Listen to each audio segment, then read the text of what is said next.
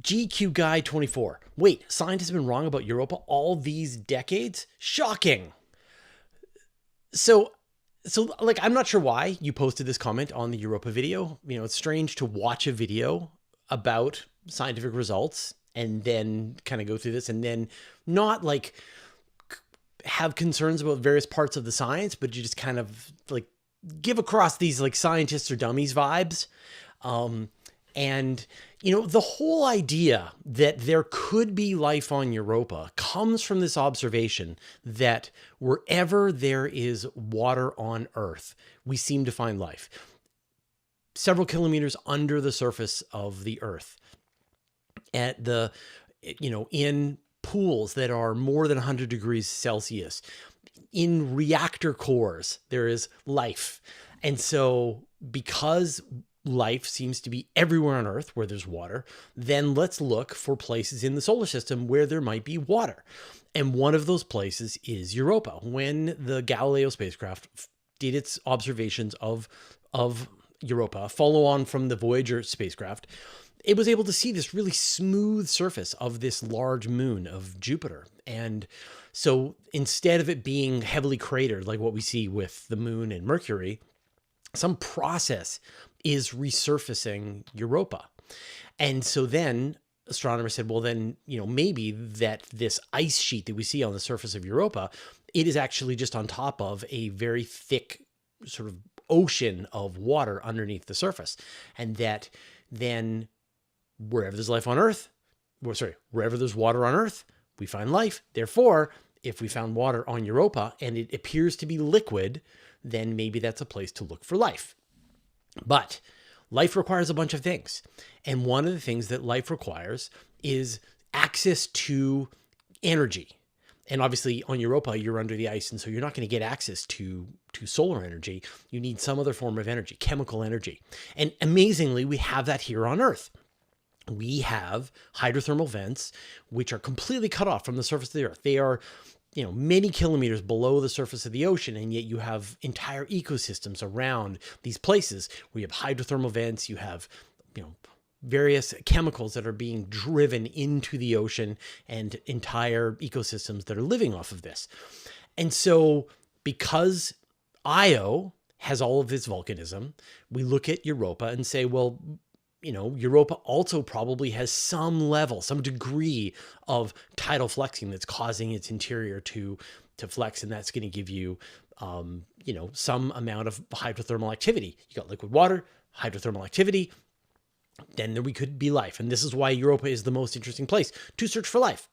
And so it was the scientists that delivered or provided this initial possibility that there could be life on Europa. And then other scientists said, well, what if there isn't enough energy? What if there isn't actually hydrothermal vents at the bottom of Europa? What if it's just this dead abyssal plain where there's just not enough of this internal activity that is causing this? And this is how science works, right? That science giveth and science taketh away. That, you know, what scientists do is they attempt to just interrogate nature, understand just from nature itself, what is reality, base reality. And you have to perform a bunch of experiments, and the experiments have to be independent. You have to be able to make predictions. Like, there's a lot of things that you do that's very good. And a lot of the times, you know, you are getting just hints and first initial steps. You're getting these conclusions, and then you are having other people work on your work. And sometimes they realize something that you just didn't include or didn't incorporate. And so then they overturn your result and you agree. And you're like, oh yeah, you're right. I completely neglected this aspect of the environment. Therefore, my original paper doesn't make sense. And this happens all the time, that scientists are open-minded and flexible.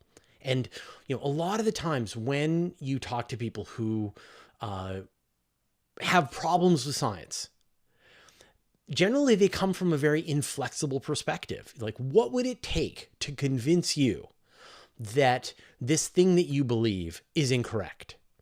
Right? For a lot of situations, for many people, there is no amount of evidence. There's nothing that would convince them that something is not true, something that they believe is not true. But for scientists, it takes very little. It just takes the right amount of evidence. So, what would it take to convince you that plate tectonics is not real? There's very little, right? You'd have to show sufficient evidence that key components of plate tectonics aren't there, and you would change your mind. And in fact, the people who had been fighting against plate tectonics decades ago, when the evidence was overwhelming, they just changed their mind in an instant. They're like, "You're right. Of course, you're right. This is the model. This makes sense. Okay." Right? And so it's that flexibility, that willingness to change, that willingness to not get caught up in dogma, which is what makes science so effective, and it's what has given us the modern world that we have all around us. And when people sort of say things like scientism or scientists are it's just a kind of religion or whatever, I think they're coming from their own perspective. They are projecting their perspective to say, where I come from, you say things and then you never change your mind. Where I come from, you believe things without evidence. Where I come from, right? And that's not how scientists work at all. And so, my best recommendation is take a science class, right? But also just think about how you go through your life, how you make scientific predictions just naturally about the world around you. Where are my keys?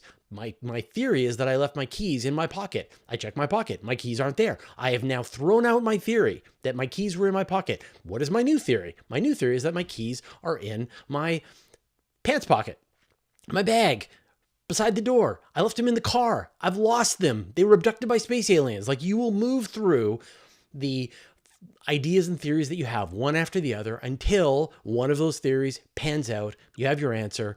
That was the nature. Your keys were somewhere. They can't be nowhere. And nature was sort of holding on to the answer all along. And you just had to be flexible until you were able to find your way to it. You were taking action to find your keys. So, Europa, scientists might have been wrong about Europa, or they might be right. And that's why we've got the Europa Clipper going to Europa right now to help give us more information. Thanks for watching the video.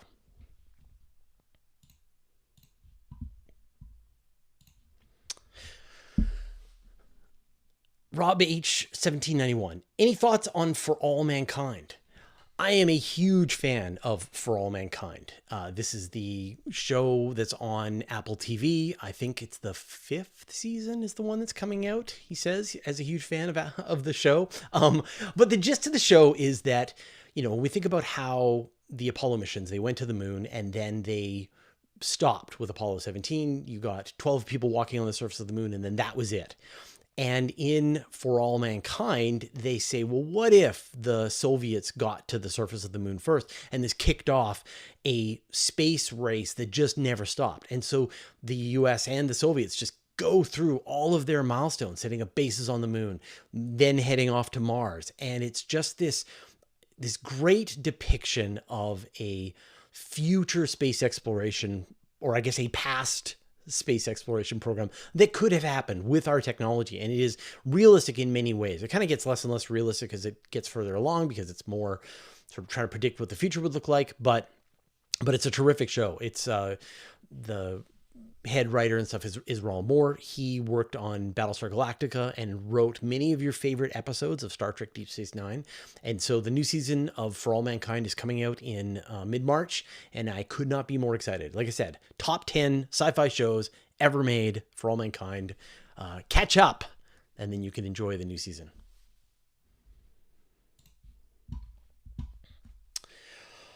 All right. I never go full rant on a QA stream. All right. Those were the prepared questions that I just wanted to give you all a chance to get your questions ready. And I see a bunch have already come into the queue. So what are we doing here, right? This is the weekly question show that we do on my channel. And this is 2 hours long. So I guess I should have warned you in advance that you're now stuck here with me for 2 hours. But we will do this show till 7 p.m. my time, Pacific Standard Time. And go ahead, put any questions about space and or astronomy that you have into the YouTube comments, and I will tackle them in whatever order meets my need. So the For All Mankind thing didn't go away. Bummer. Well, so much for that idea. Okay. Um, yeah. So a few ground rules before we get into the questions. So the first thing is I try to give emphasis to the people who've never had a question answered before. And so if you've never had your question on the show, I like your chances. The second thing is, remember that I am a journalist, not a scientist. So, if you want my scientific opinion about various theories, I cannot give you one. And then the last thing is, we get a lot of the same questions. So don't feel bad if I don't answer your question. It's nothing personal. It's just that we might have had that question a bunch here in the past. So sorry about that. All right. Let's see where the questions are. So far, does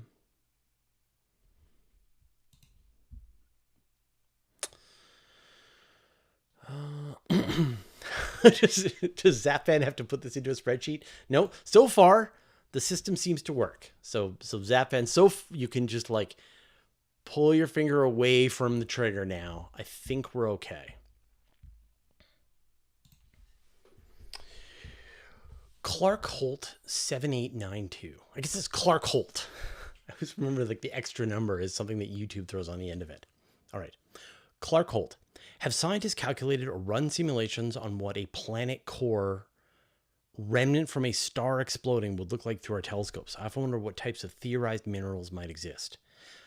There's a lot going on in that question that I kind of need to unpack. So a planet core isn't the remnant from a star exploding. The planetary core is, I guess it kind of is because, a planetary core is made up of all of the minerals that were gathered together by a planet.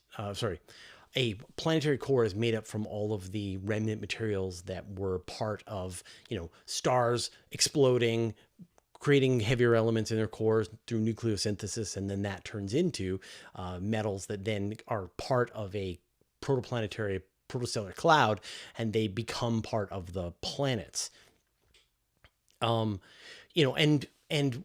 You ask, like, can we see what they look like through our telescopes? And the incredible thing is that we actually can see planets forming in young star systems. Before, we weren't able to see this because they were shrouded in gas and dust. But infrared telescopes, infrared light is able to look through the kind of dust that obscures our view into these places. And the ALMA telescope uses radio waves, microwaves.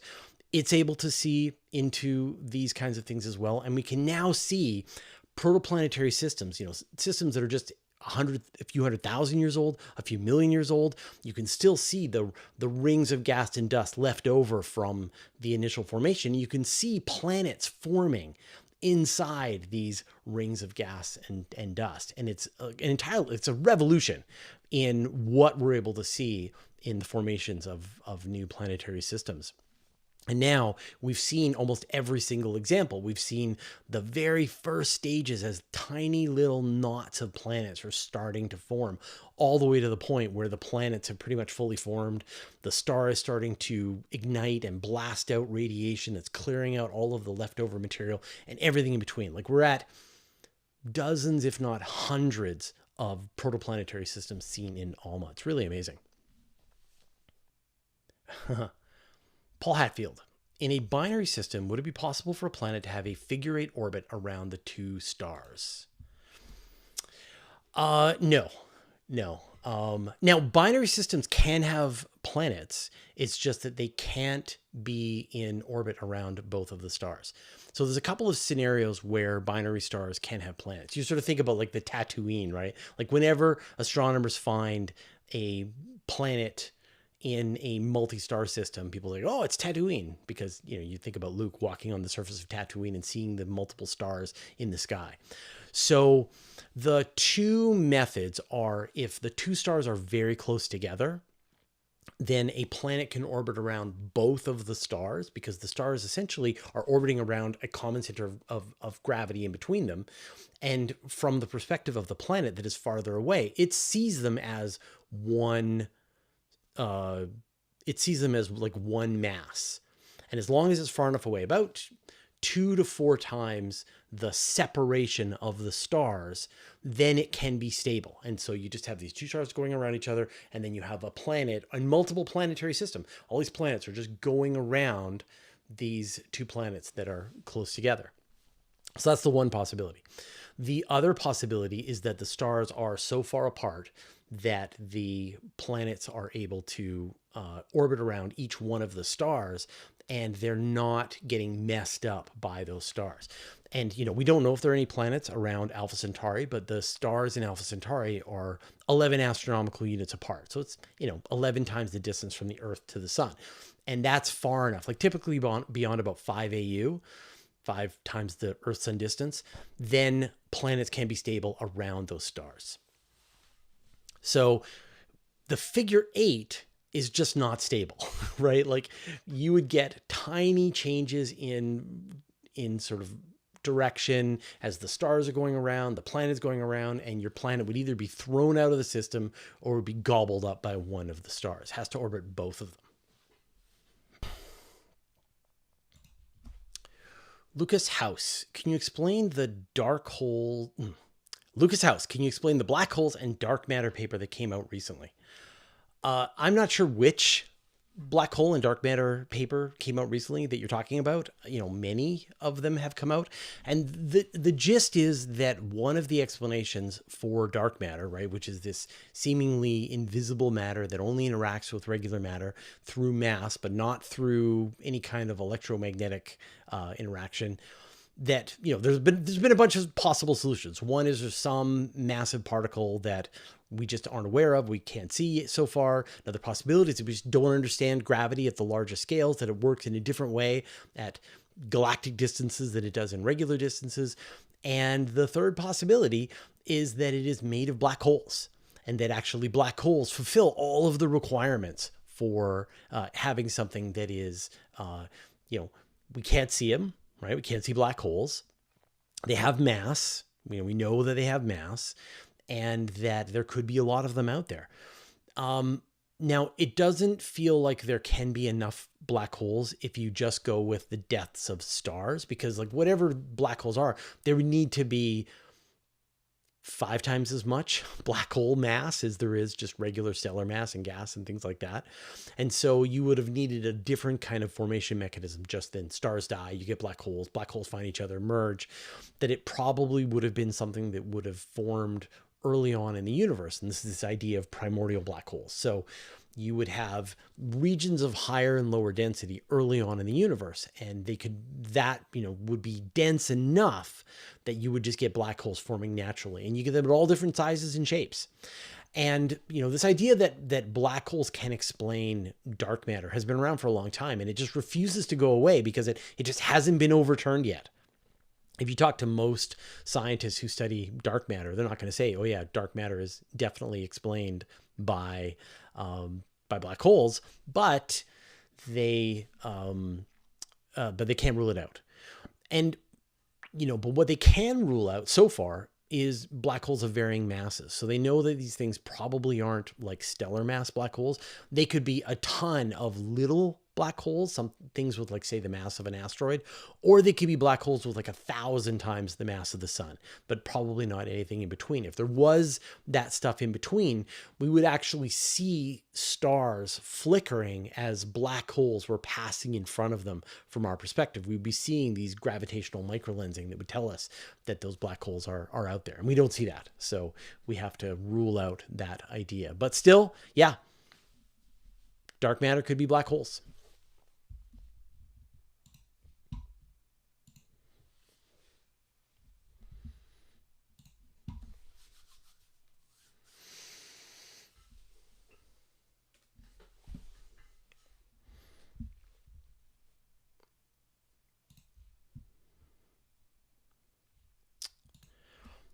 KC98501, is there a scientific basis for subspace, or was it just a convenience for science fiction?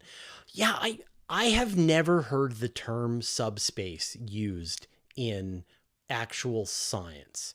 Feels like this is a term that has only been used in science fiction. And the gist is that it's some other way to travel at faster than the speed of light. Star Trek has warp. you are, using your warp drive. What do they use in, is it your FTL drive? What do they use in Star Wars? I forget.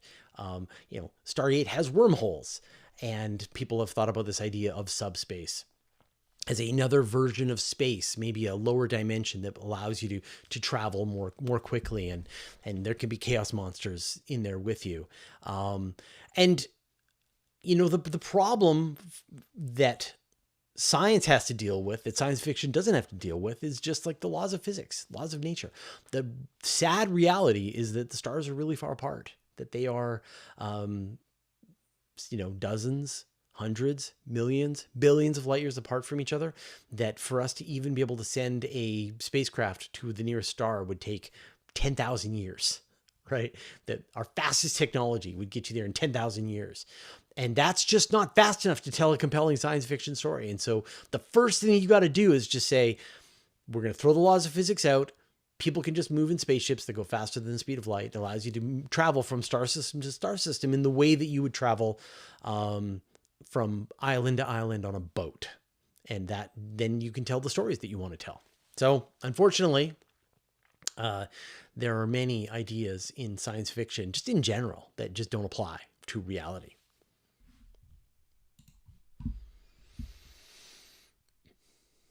Is it a Babylon 5? So someone's saying Babylon 5 uses hyperspace. Star Wars has hyperdrives. Battlestar has jump drives. Yeah.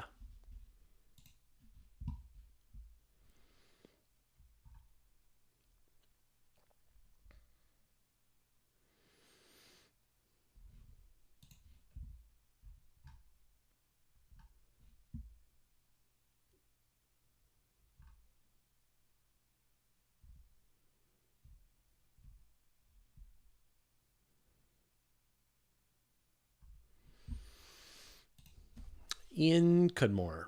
Fraser, are other publishers, regardless of subject matter, that are doing similar work to Universe Today that you can recommend? Independent publishers that do all their own sourcing for articles, etc. Like regardless of, like, I don't know sort of what people are doing in other subject matters. I'm fairly familiar with the space journalism industry, and so there are fairly large publishers that have divisions. So for example, space.com, which is, probably the most popular space and astronomy news website, they're owned by a company out of the UK called Future, I think. And then you have, say, Ars Technica. I think they're part of Condé Nast, and so they do great coverage. To find independent voices, you typically have to look for journalists that have separated from a larger masthead. So, a lot of people are doing newsletters, space-related newsletters, but also just other topics. You find people on Substack, things like that. And they're doing very well for themselves. If you've built up a following, where people trust your journalism, trust your work, you show up on a regular basis and you help explain things and do real reporting, you can really build a following. And so, unfortunately, I don't have names that sort of pop up. I'm a huge fan of Zvi Moskowitz, who's someone who's reporting on AI work, and he has a Substack. But there's like a lot of other just independent journalists, and I'm sure people who are watching this have a bunch of email newsletters that you, in some cases, are subscribed to and actually pay. Phil Plait actually has, the Bad Astronomer. He has a newsletter that he sends out on a regular basis, and I think you can support him. So that's a good example. So I think, we're in this really difficult, uncomfortable transition between the old way where journalists would be gathered together under the masthead of a larger organization, and then they would, have a certain amount of protection. They'd be part of a union. They'd be able to take a salary, and the newspaper was a very stable revenue source that you had people who were buying your newspaper in the city, and you were the paper of record. And so people would be buying your newspaper, and then advertisers knew the only way to get in front of people was to place ads in your newspaper. And so it was a very established, well understood system. And then that's all been destroyed. The internet destroyed the newspaper. And now the, AI and just other forces are destroying just web news in general. And it looks like the thing that's coming out the other side of that is individual journalists who can build up enough of a following. They can essentially pull a salary from the combined donations of the people who watch them and trust them. And that's not bad, actually. It's hard. There aren't a lot of entry level jobs anymore in this. You kind of have to do it in your free time to build up sort of respect and experience and stuff. But it's kind of a cool system that you can just start writing, start doing work, start revealing information and gain a following. And then it just turns into a career, and you have no gatekeepers. There's no editor. You don't have to have these conversations with people. But there are a lot of downsides as well, which is that if you don't feel like it, right? If there's business issues that you have to deal with, you don't have any support on that front as well. So, yeah.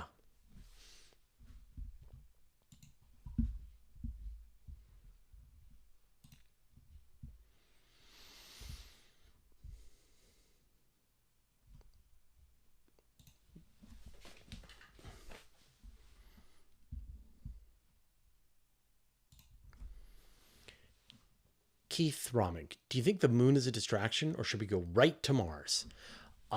No, I don't think the moon is a distraction. If anything, I think the moon is the right place to go, not Mars. Let's go to the moon. The moon has a lot of things going for it.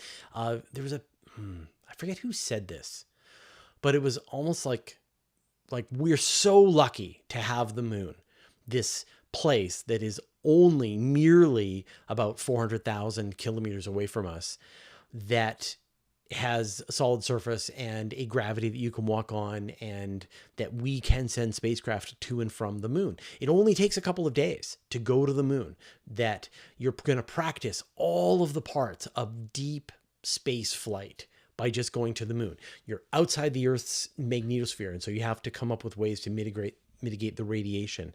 You have to have you have to be able to keep your astronauts alive in space for some period of time, a couple of weeks. You got to have a closed system where you can handle all of the things, the water, the atmosphere, make sure they have their food, all of that. You have to be able to deal with a landing on an environment that's actually really hard to land on. And if anything goes wrong, if there's a medical emergency, then you're just a couple of days away from Earth. If they've run out of chips, if they've both potato and micro, then you can, and they've run out of toilet paper, you can send more. And so if there's any issues, we will debug the process of exploring space by practicing on the moon. And once we feel like we're comfortable, we understand it, then there is Lagrange points that are around the moon that are like the halfway point from us to go to Mars, velocity speaking. And so you can then build a station like the Lunar Gateway that you can send astronauts to, and then they can go from there to places like Mars. So I think people are excited about Mars just because it has what does Mars have going for it that the moon doesn't? Right? When you really look at it, what does it have? Okay. It has stuff on its surface. Well, so does the moon, right? So you've got you've got regolith on the moon, you've got regolith on Mars. Okay, great. It has challenges like radiation. There's radiation on the moon, there's radiation on Mars. Like, they're roughly equivalent. There's like a little less radiation on the surface of Mars because of the atmosphere, but apart from that, it has a reasonable day length, and that's a big one, right? That the day length on Mars is about 24 hours. That's long enough for batteries to work, for you to be able to use solar panels during the day, batteries at night. At the moon, the day length is 14 days long, and so that makes power systems really tricky. But if you bring some kind of continuous power source like a fission reactor, which is I think you're probably going to need on Mars anyway, then that makes your life a lot easier. You can just continue to generate power throughout the night. And I think Mars looks like Earth. Has a little bit more gravity. But the biggest thing, I think why people are so entranced by Mars is because it kind of looks like an Earth desert, but it is not an Earth desert. It has essentially no atmosphere. It's bathed in radiation. It is incredibly hostile to human life. And you're looking at a 9-month trip to get out there and a 9-month trip to get back. And then some number of months you have to wait on the surface of Mars. So all of the practice in space exploration we can just do on the moon. And you're even seeing Elon Musk shift gears and think more about exploring the moon instead of Mars. And that feels like it's the right answer all along. So Mars is out there. It's waiting for us. When we're ready, we'll go there. But until then, I do not feel like we have practiced on the moon enough.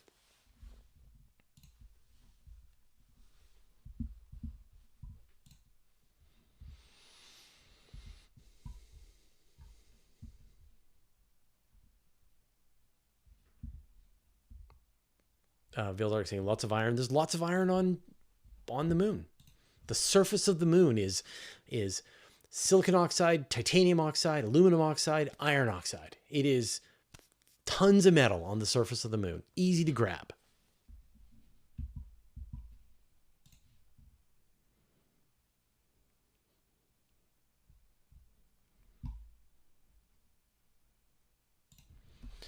It's skeptic. I always ask this question, but why can't we see a sphere of ice around every star if they do have their own Oort clouds? Just because they're hard to see. They're very far away. And the ice in the Oort cloud is going to be very, very far away from their star. And so the amount of illumination that you're getting from the star, which is going to be reflecting off of the icy objects that are around them, is going to be very hard to see. That said, astronomers have detected the presence of Kuiper belt, very sort of mega Kuiper belts around other star systems. So we actually can detect the presence of icy objects in orbit around other planetary systems, just not an Oort cloud, which could be thousands, if not tens of thousands of astronomical units away from the star.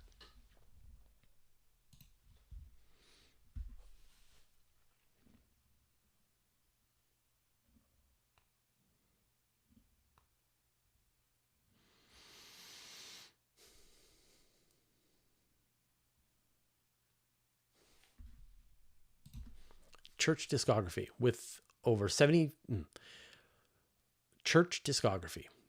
37,000 known near-Earth asteroids, many crossing Earth's orbit, could it be argued that Earth has not cleared its orbit of other bodies and therefore does not meet the IAU definition of a planet.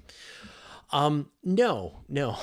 I mean, like, the IAU definition of a planet is somewhat arbitrary and was sort of designed to explain the 8 planets and not allow for Pluto. But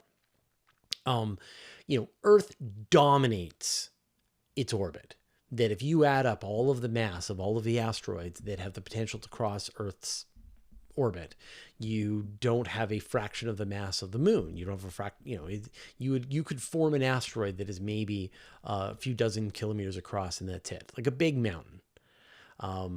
That is not like the mass of the Earth, which is like 6 times 10 to the 24 kilograms. Like, it is an enormous amount of mass in the Earth. When you look at Pluto is just one object among peers. So there's Pluto, and then there's Eris. And Eris is, roughly the same size as Pluto. And then you have Haumea, and then you have Makemake. And when you add up all of the mass of all of the objects in the Kuiper belt, Pluto is just one component of that mass. And so that's what they were aiming for. But, if you have problems with the IAU definition of planet and how it de-promoted Pluto, like, you're in good company. Many people agree with you that was the wrong way to set it up. And so that lawyers could be busy forever sort of litigating this. And for me, I don't care. I just don't care. Pluto is Pluto. It's its own special thing. And I don't worry about the definition of the planet.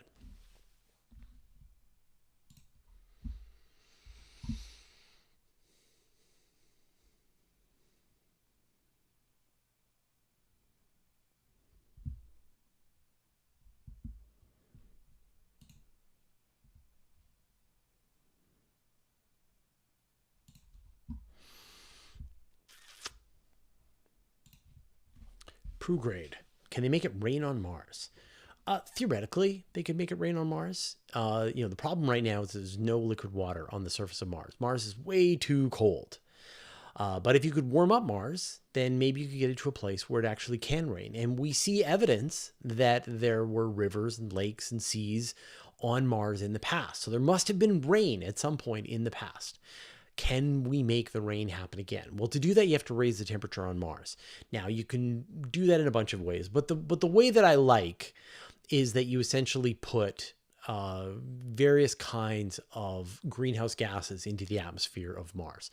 Like here on Earth, we're trying to reduce the amount of greenhouse gases, but on Mars, you just YOLO. So think about, say, chlorofluorocarbons. Like there's some really powerful greenhouse gases that you could release into the atmosphere of Mars. And you could increase the temperature on Mars. And the other thing that you want to do is you want to block the solar wind. So the solar wind is constantly buffeting against Mars. It is liberating hydrogen molecules and taking them out into space. And so if you start to get rain on Mars, then you've got more water that's available to be taken away from Mars. That's kind of why Mars is so dry today, was that the sun has been blasting away its hydrogen for billions of years. But if you can block the solar wind, say put a big giant sail at the Mars Sun L1 Lagrange point, then then Mars is in a shadow from the solar wind. And then in addition to the chlorofluorocarbons that you've set up, you'll get these just volcanic outgassing that's happening all the time on the surface of Mars. And that will thicken the atmosphere as well. And theoretically, that'll get you to the place where you could actually have liquid water on the surface of Mars. Now, it might take you thousands of years to get to that point, but it is, Mars is right on the edge of being able to have liquid water on its surface. So theoretically, thicken the atmosphere, warm up the temperature, you could probably get water on Mars again.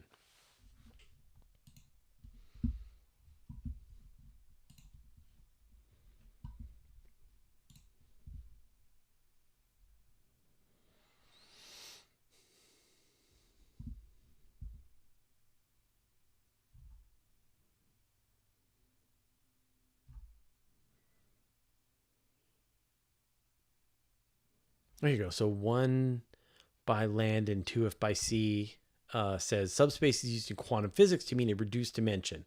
So it's a shadow cast on a piece of paper, but that may not translate to sci-fi space drives. Yeah, I think that's sort of like what I was thinking, that if you could compress, say, one dimension, then you make travel, if you could compress length to 0, then you can just hop from one side to the other.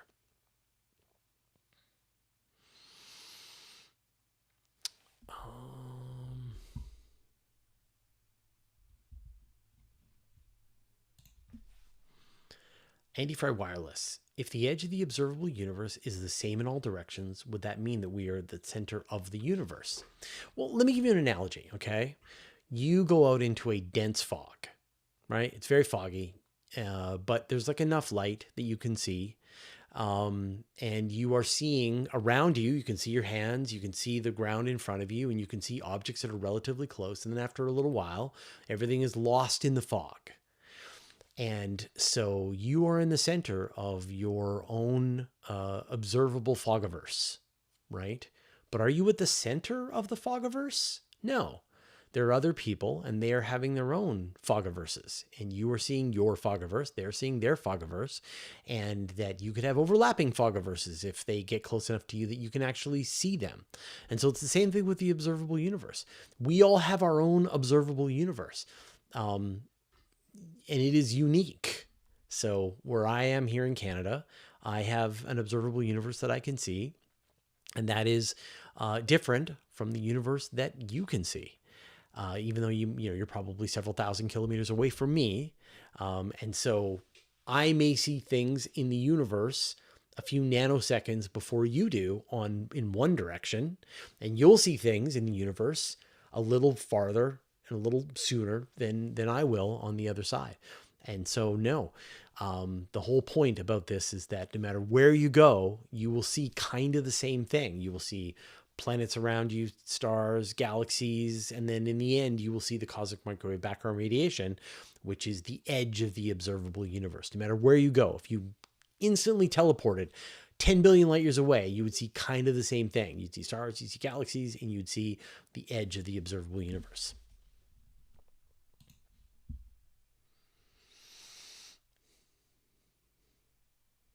Fogiverse, I'm stealing that. Yeah, take it. The observable Fogiverse.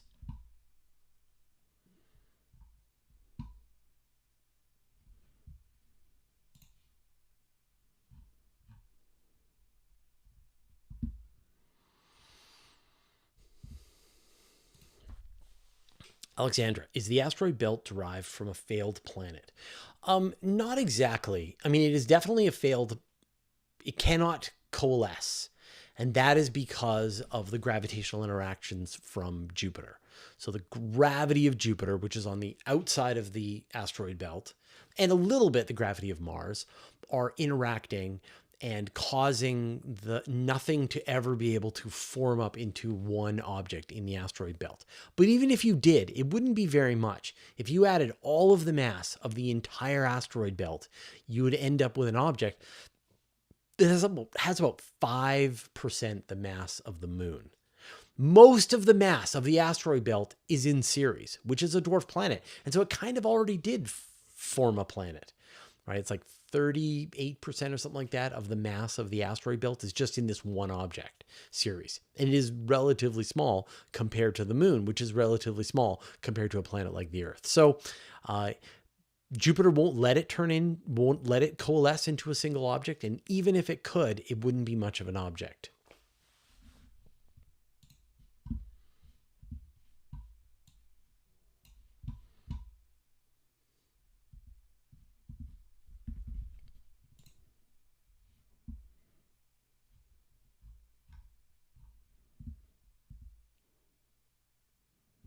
Well, now it's all working again.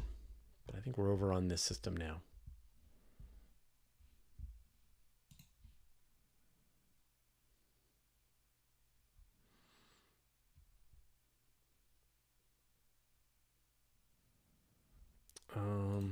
Mark Madison. How does cosmological redshift work at the wave level over time? What happens when photons redshift beyond the radio spectrum? Well, so there is no beyond the radio spectrum. So the electromagnetic spectrum, right, on the small end, you have gamma radiation and then X-rays and then ultraviolet and then visible light, then infrared, then microwave, and then radio waves. And the radio waves can be several centimeters in wavelength, all the way to meters, all the way to kilometers, all the way to light years. There is no too big for radio waves. So you will eventually have photons that have been redshifted where you just couldn't build a radio telescope big enough to detect them, but the photons are there. So, if you don't have instruments that can detect the radio waves that are coming at those vast cosmological distances, then from your perspective, they don't exist, but they are there.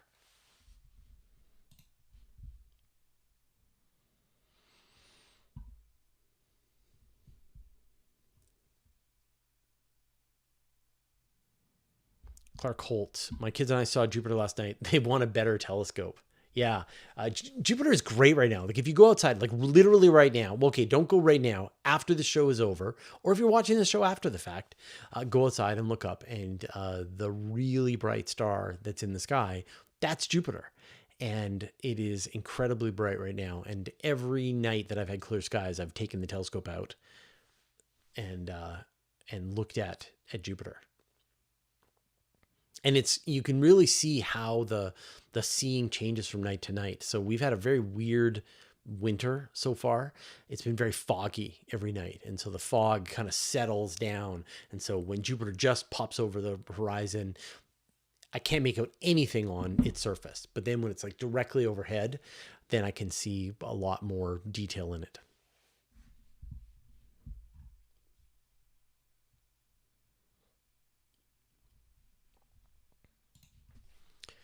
Mr. JP, is a black hole best described as a three-dimensional spherical region of space with extremely strong gravity that can be approached from any direction rather than a literal hole? Yeah, black holes are neither black nor holes. They are not black. They are just absorbing all of the electromagnetic radiation that falls on them. And so they cannot emit radiation because they absorb it again. And so they are invisible because you literally can't see them. And they are not holes. There is something underneath the event horizon of the black hole, where new material gets added to this thing. So if you drop a planet into a black hole, the planet's going to get torn apart and then added to the mass of the black hole. That is not a hole, right?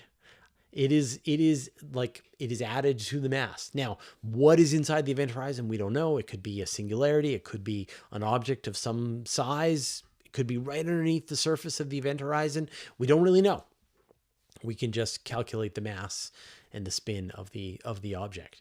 But yeah, you can approach a black hole in any direction in the exact same way that you can approach a planet or a star in any direction and feel the gravity, the sort of distortion of space-time.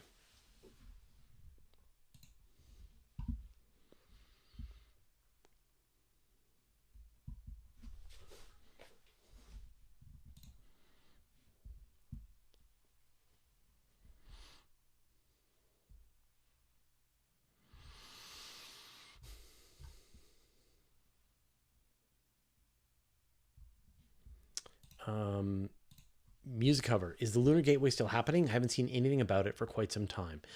That is a complicated question. Big chunks of so the Lunar Gateway is intended to be this space station that NASA is building that will fly at an orbit that takes it around the L1 Earth-Moon Lagrange point. It's a rectilinear halo orbit. It actually follows a straight line sort of in orbit from our perspective, going back and forth. And it is gravitationally at a halfway point between us and the moon. And so the theory was that you could launch astronauts from the Earth. They could go to the Lunar Gateway, practice living in the kinds of conditions that would take to be able to do a Mars mission. But also, you could then have a ferry that goes from the Lunar Gateway down to the surface of the moon and back. And so you would be able to start replacing what were disposable pieces of spacecraft with reusable components. Reusable spacecraft that gets you to the Lunar Gateway, reusable spacecraft that gets you from the surface of the moon and back. And if you eventually have a base and the base is building fuel, then you've got this sort of chain of places that gets you to and from the moon. That's the plan. And so NASA had been building the various components, and a lot of the components of the Lunar Gateway are either done or almost done. And they were going to be, originally, you were going to see a lot of the construction of the Lunar Gateway as part of the Artemis program, that you would see, you'd have chunks of Lunar Gateway built even before you'd have the first landings on the moon. But then that sort of switched around. The priorities were, let's beat the Chinese back to the moon. And so let's build the Lunar Gateway after. So maybe Artemis 4, Artemis 5, Artemis 6, those would be the missions that would build the Lunar Gateway, as well as other smaller launches from other providers.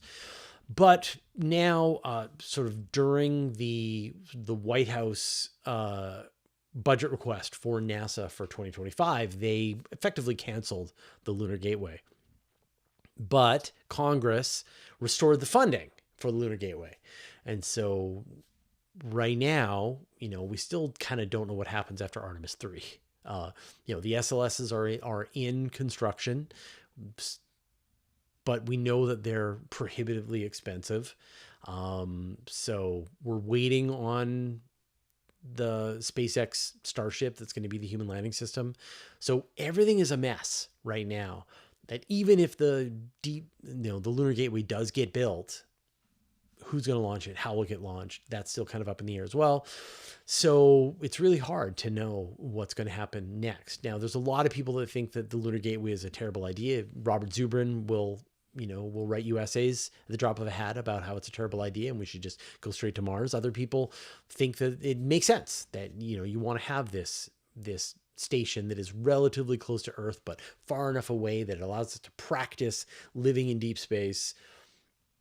I think I think parts of it make a ton of sense. So we'll see what happens. But the Chinese are not doing it. The Chinese have built a space station in low Earth orbit, and they're going to be sending humans to the surface of the moon probably by 2030. And then they're going to follow that up with a base. They're going to start just adding more and more modules on the surface of the moon, and then have longer and longer stays. So that's their plan, which is going to be different from what NASA is planning. So right now, it's a mess. We have no idea what's going to happen. There you go. Zafan says Zubrin Lunar Toll Booth.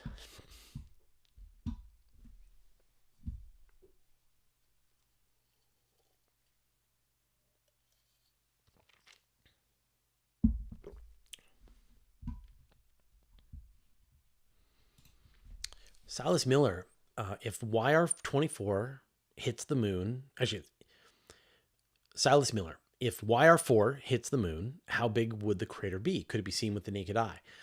So this is 2024 YR4, which was an asteroid that was thought that potentially would hit the Earth, and now it's sort of been completely, all risk has been removed, but there's a 4% chance that this asteroid is going to hit the moon in 2031.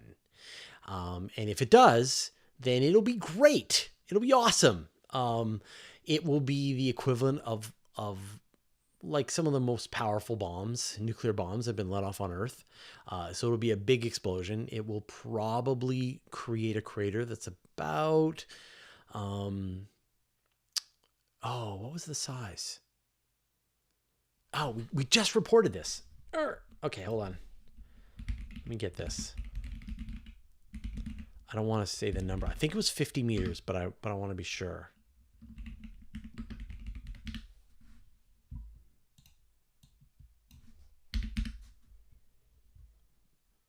It's on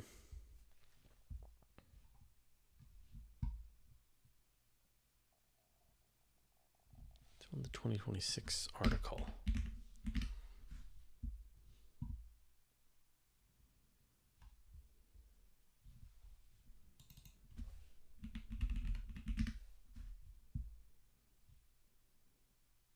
Okay. So it's a 60-meter asteroid. Okay, all right. So if 2024 YR4 does hit the moon, it'll create a crater that is 1 kilometer across. It'll probably be a couple of 100 meters deep. You will have this, it will create this sort of liquid regolith pool at the bottom where the impact happens that will be glowing in the infrared for quite a while after that.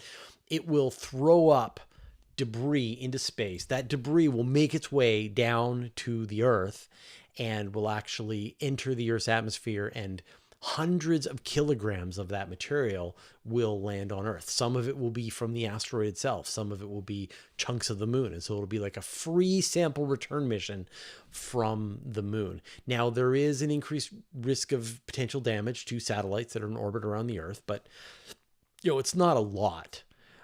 So all in all, I hope, yes, we would be able to, when it hits, you would be able to see it with your eyes as well. The flash. You wouldn't be able to see the crater afterwards with your eyes.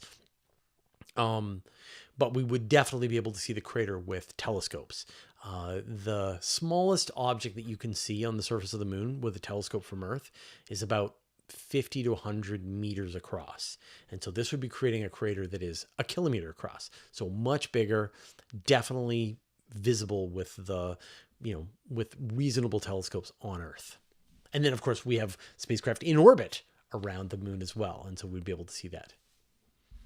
So go for it, YR4. Make our day.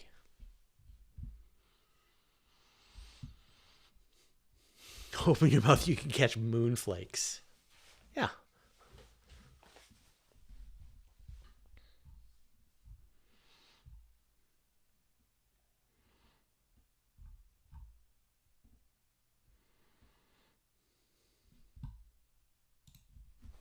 Reason 1024. Can the Hawking radiation process help grow a black hole? No. Hawking radiation makes black holes evaporate. So it's the opposite of growing them. It is shrinking them. It's the only way to kill a black hole is to cool down the universe to the point that the black hole starts radiating energy, and by doing so gives up mass and evaporates away to nothing. But it just takes a long time.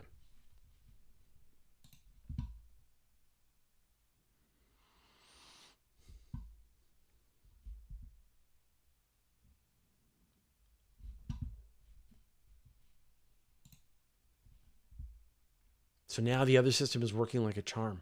But now I'm in too deep. Next week, Zapfan.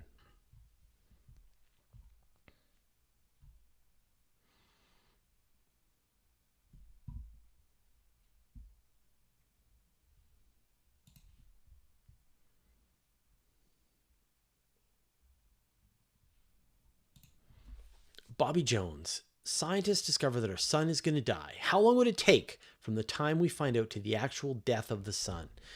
So I've got to sort of understand the scenario that you're talking about here, because there's kind of a lot going on. So let's just talk about, say, the sun explodes, which it won't and it can't, right? The sun cannot explode. It is not massive enough. You would need to add 8 more-ish times the mass of the sun to the sun. So find 8 more stars like the sun, mash them together. That gives you the least massive possible star that would explode as a supernova. The sun cannot explode as a supernova, but let's say that it did. Then you would have about 8 minutes warning, which is that, it takes light about 8 minutes to get from the sun to us. So the first thing that you would see is the sun exploding. You would have no warning. It would just happen. You're like, oh, the sun is exploding. And then, that would be that for life on Earth. But the sun is actually trying to wipe us out. The sun is heating up. And this has just been happening since the sun was very, very young. And this is going to continue to happen into the future. Now, it happens on incredibly long timescales. It takes, probably in the next billion years, maybe more, the temperatures will reach the point that the surface of the Earth will no longer be habitable. So that's sort of like one thing that's happening. And then in about 5.5 billion years from now, the sun will reach the end of its main sequence phase. It will have finished using up all of the usable hydrogen in its core. It's going to switch to burning helium in its core. And when it does that, it kind of changes the heat output of the center of the sun and causes the sun to turn into a red giant. And it will then become like 100 to 200 times bigger. It will consume the Earth, it'll consume Mercury, Venus, maybe consume the Earth. We're not entirely sure whether Earth makes it or doesn't. It's like right on the edge. It will create a new habitable zone that includes Jupiter and Saturn. In other words, the moons of Jupiter will become liquid ocean worlds. It'll be a very strange time. And the sun will remain in this phase for about 1 billion years or so. Then it will have used up all the helium in its core. It'll have tried to use some other heavier elements. It'll sort of hit carbon and oxygen in its core, and then it will just die. And it will shed off those outer layers. And so, if the sun is going to explode, we have 8 minutes warning. If the sun is going to heat up the surface of the Earth, we have 1 billion years warning. If the sun is going to turn into a red giant, we have about 5.5 billion years warning. So you've been warned.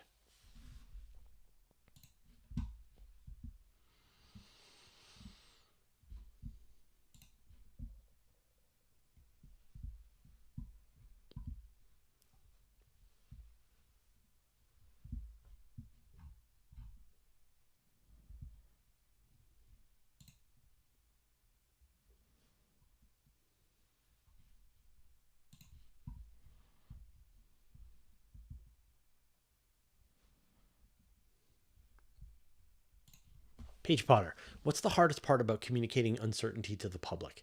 I'm kind of over being concerned about communicating uncertainty, that the way scientists talk to each other is through uncertainty, that they make predictions, that they have a certain expectation, they have certainty, they deal in statistics, they deal in probabilities. That is the way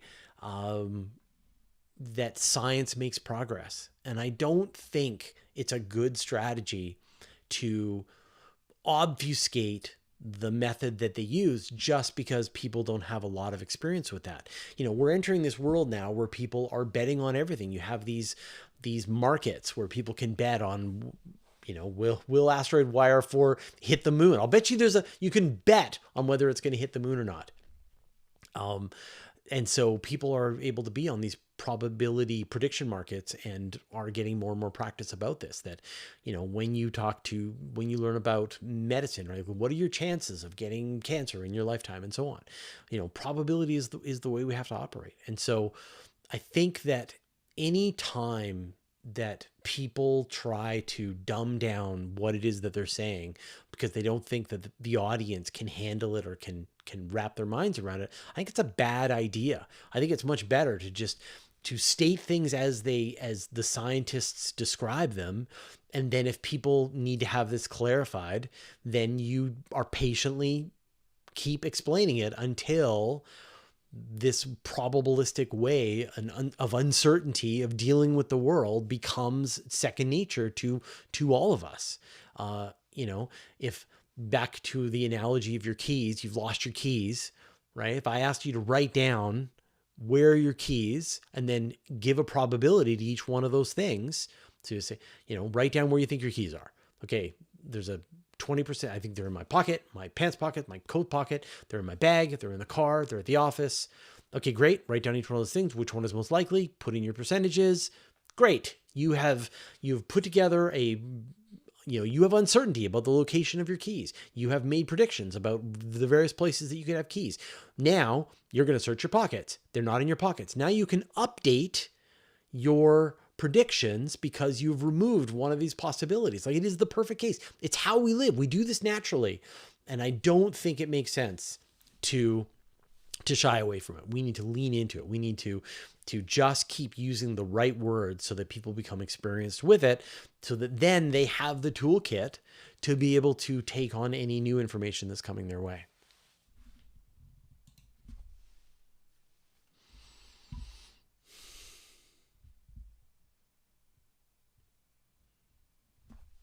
Yeah, I don't think people should be doing all this online betting. Although, I'm kind of intrigued by prediction markets for things like elections and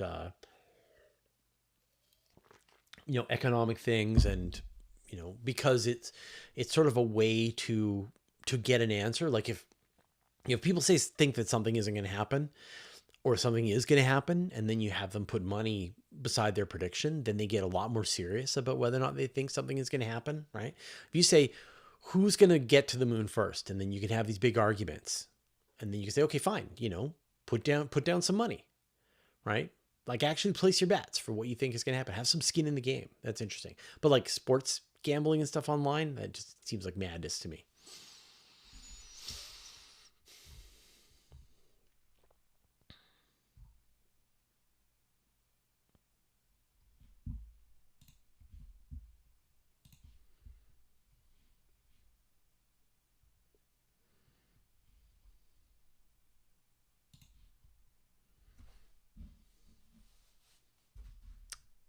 Matthew Kemp, what are your thoughts on time travel?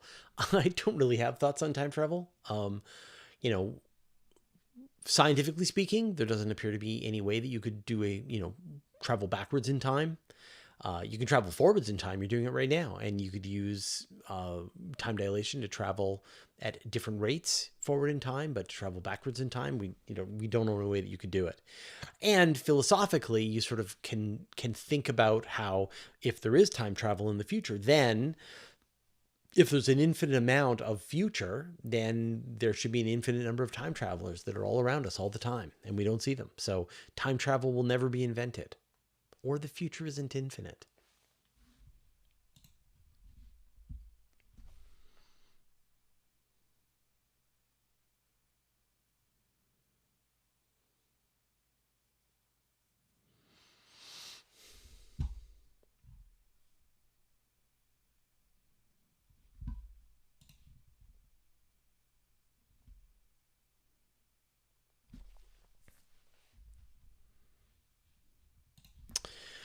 Evan.pro, longtime listener, first question. Stars at the far end of galaxies are many thousands of light years away compared to those on the near side. So do we ever see the true shape of galaxies or time-distorted galaxy shapes? So you're right that when we look at something like, say, Andromeda, it's 2.5 million light years away, but Andromeda is about 200,000 light years across. And so, it's at a bit of an angle, but let's imagine it was like closer to edgewise, then we would be seeing the leading edge of Andromeda. And then 200,000 years later, we're seeing the trailing end. And so when we look at Andromeda, we are seeing the leading edge is 200,000 years younger than the trailing edge. And so does that like distort our perspective? Well, not really. Like, yes, a teeny tiny little bit, but the speed that Andromeda is moving is very, very slowly compared to the speed of light. The speed of light is going 300,000 kilometers per second, while Andromeda might be moving, say, I don't know, several hundred kilometers per second towards us. And so the actual sort of like warping that we would see because of the lag between the front end and the back end is not very much.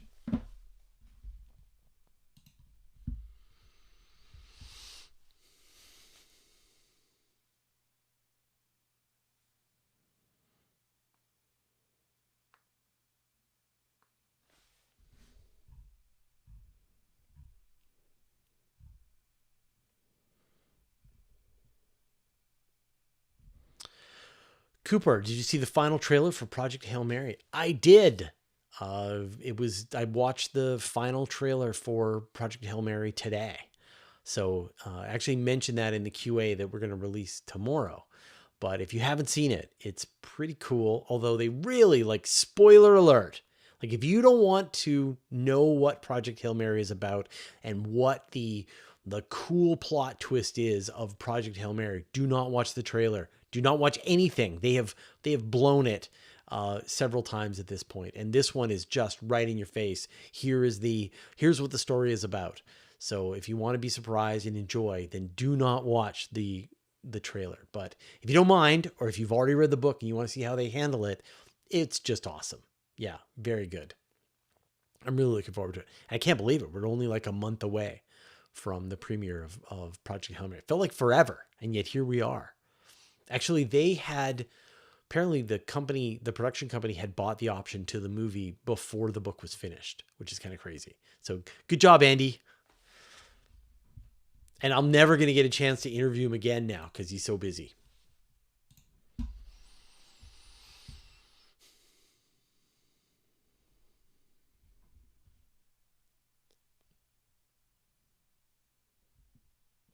Yeah, if you don't like spoilers, this is the most spoilery movie trailer ever. Evan.pro, do we need to prefix questions with Q for them to be picked up? No.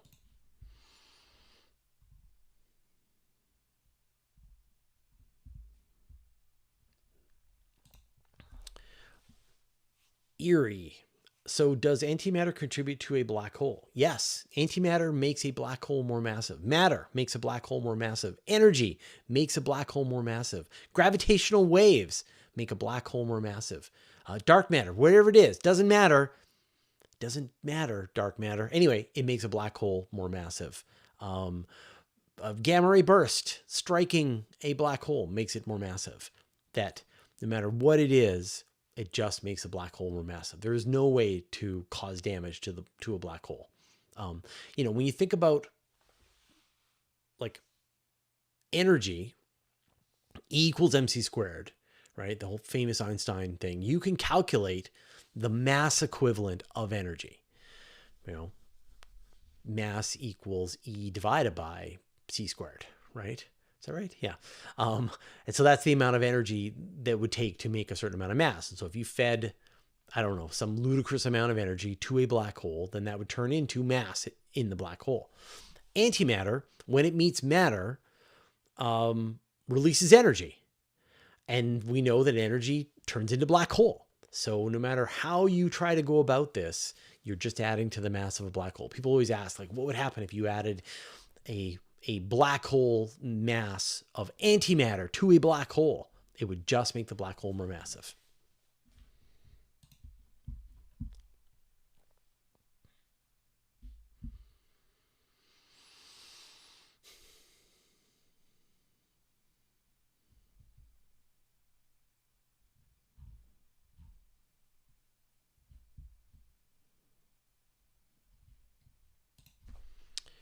J33R. Does sound need gravity? Does this mean we cannot feel shockwaves or wind in space? No, sound doesn't need gravity. Sound needs particles to bump against each other. So, we're in an ocean of atmosphere. And so when we make noises, we are producing sound waves. The sound waves are causing molecules to bump into each other as waves are propagating through the air. And so that allows sound to be transmitted. But out in space, there are no molecules to bump into each other. And so you cannot hear, as they say in Alien, right? In space, nobody can hear you scream. Well, nobody can hear you do anything because there is no sound in space, because there are no molecules in vacuum to be able to transmit sound. Has nothing to do with the gravity. But if you vented the atmosphere of your spaceship and there was an appreciable amount of atmosphere around you, then you would hear again. As long as there's molecules around you that can bump into each other, then you can hear.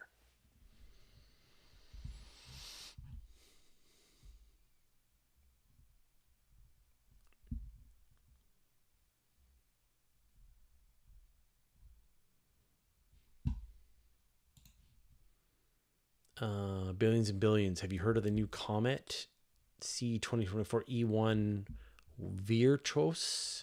I haven't heard about that one. I think we're working on a story. Dave Dickinson is working on a story about that comet right now. I think.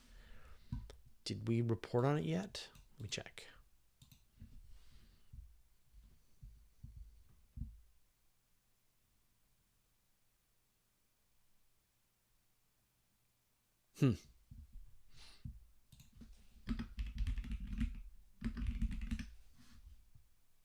Nope. No, we don't have a story on it yet, but I think I remember Dave claiming that as a story. So stay tuned. Generally, the way this works is if I don't propose the story, if the writers just are working on a story of their own, then I find out about the story after they've published it to the website. And then I write a summary for the story for the newsletter. And that's when I find out about the story. And then we cover it on Space Bites.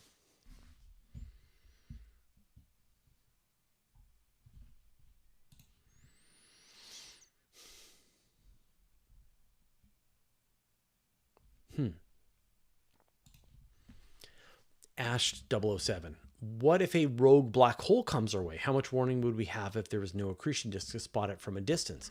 So a rogue black hole that was on a collision course with the Earth or with the solar system would be detectable in advance. Let's say it's moving towards us at, say, the speed of 3I Atlas. So it's moving at the speed of tens of kilometers per second. But it has the gravity of several stars inside of it, right? It has the mass of minimum 3, upwards, could have 65 solar masses in it for gravity. And so even when it is, thousands of astronomical units away, we would start to detect the gravitational interactions coming from this black hole. It would be starting to push and pull Kuiper Belt objects and planets off of their orbits. And as it got closer, it would become the dominant gravitational force inside the solar system, more gravity than the sun. And so the planets would go into orbit around this object as it was making its way through the solar system, or crash into the event horizon, or join now it would be gaining an accretion disk.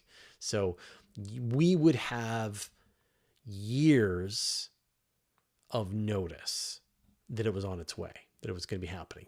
People would be noticing, that's weird. The Kuiper Belt objects are no longer in the right orbits that they were before.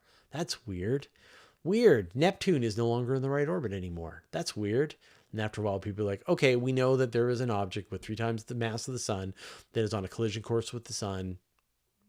And we know when it's going to totally disrupt the solar system. And the solar system would be unrecognizable after something like that went through it. And so it just shows you that our solar system is not unrecognizable. The solar system is largely stable with the planets going around the sun. And so it looks like whatever has happened has not happened. There have been no rogue black holes that have come through the solar system in the 4.5 billion years, the history of the sun.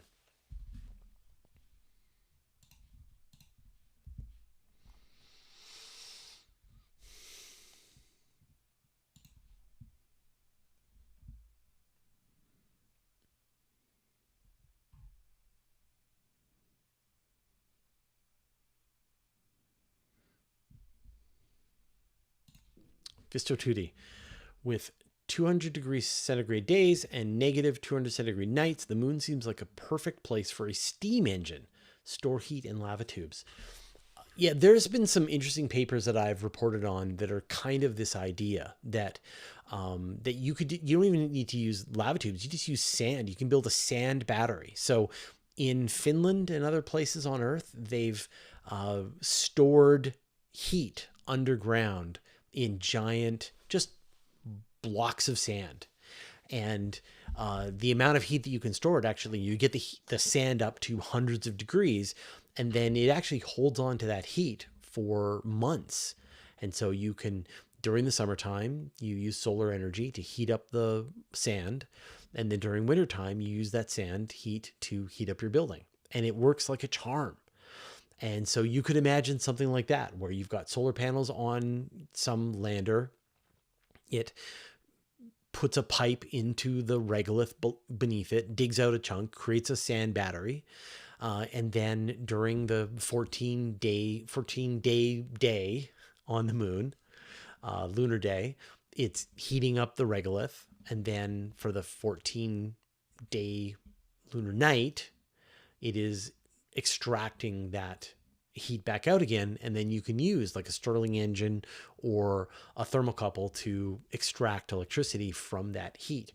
And people have proposed that, you could build a sphere, a sand battery that's a couple of meters across, and that's probably enough to give you the heat that's required for you to be able to stave off the cold over the course of the entire lunar night. Because, even if you can't generate electricity, you just need to make sure that your battery doesn't reach zero, that you don't, that your components don't freeze. And that is what kills spacecraft, is their batteries going below zero. So it's a pretty cool idea.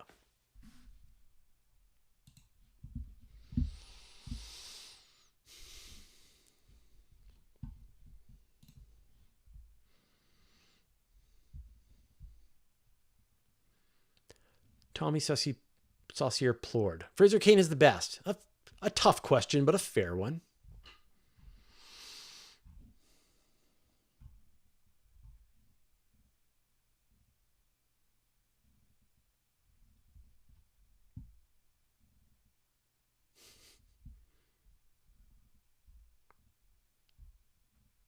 Are we on the next page now? Is that what's going on? Nope. Okay.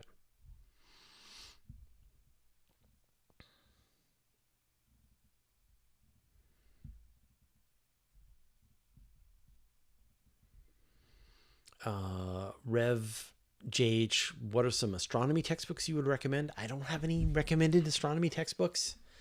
I don't read them. But like whatever is the astronomy class, there's plenty of universities. I know like MIT has their open courseware, so you can go and download the textbooks that they teach their astronomy class with, and then you can follow along and even take the tests and do the practice assignments and that kind of thing. There's an open textbook, astronomy textbook, which is pretty good. Just do a search for like open textbooks astronomy or something like that, and you should be able to find that. And I think it was, who wrote it? But it's good. Like there's a bunch of textbooks that are available on the internet that are free and have good information in them. Introduction to Astronomy.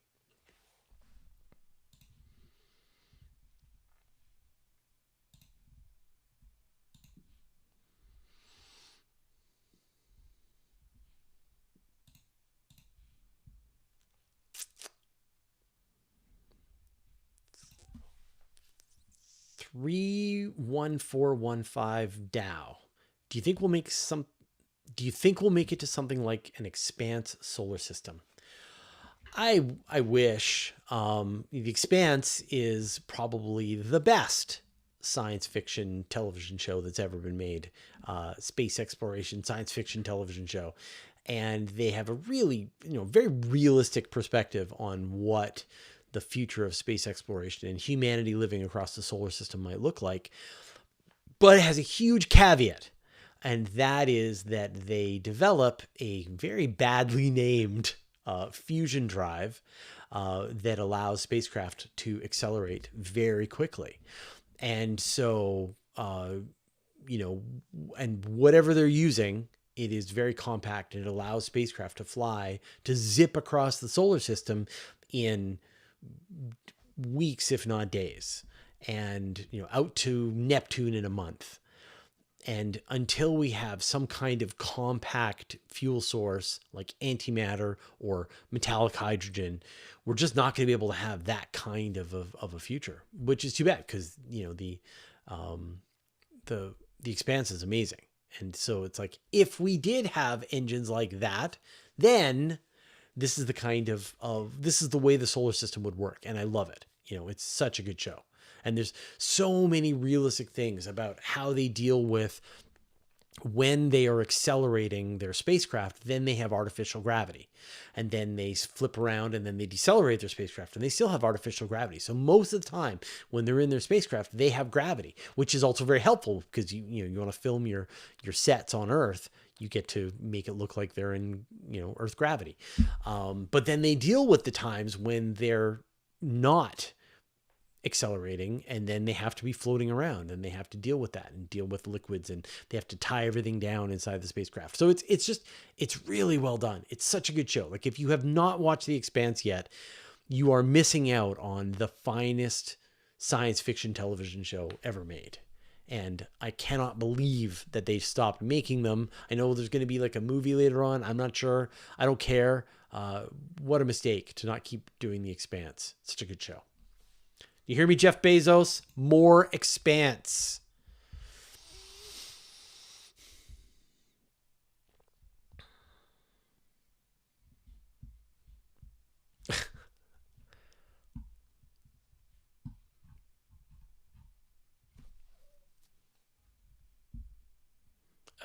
Jimmy James. So, are there any new things on the shelf?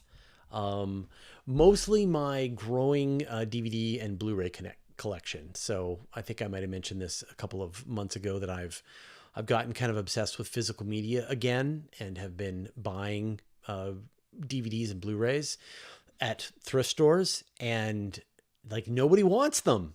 And so I'm just fine. Like, I can't believe what I'm finding. So I think you can just see them down here. So I've got now 4. You can't see all 4, but I've got all 4 of essentially 1/4 of this cabinet is now filled with DVDs and Blu-rays that I've found. And I've been able to pick up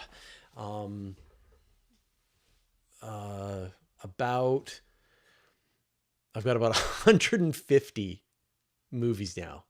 And I get them for like $1 to $3. Blu-rays are like $4. And yeah, it's amazing. You know, I got like all of the original Lord of the Rings extended versions. I got the Back to the Future trilogy on Blu-ray. It's kind of amazing. And so Carla and I have been watching movies just every night. We watched Moon and Source Code, and we just finished watching the Back to the Futures, and we watched the Lord of the Rings, and we watched the Dune movies, and we watched, like, it just goes on and on and on. We're having such a good time watching these movies that I had watched once and yet loved. And now we rewatch the movie, and I have forgotten every part of this movie. And yet we are watching it with fresh eyes. Yet it's a movie that I know that I'm going to love. It's such a weird experience.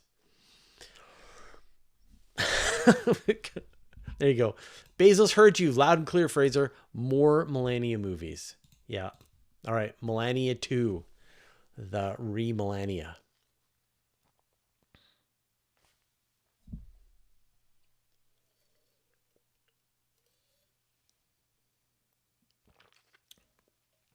Okay.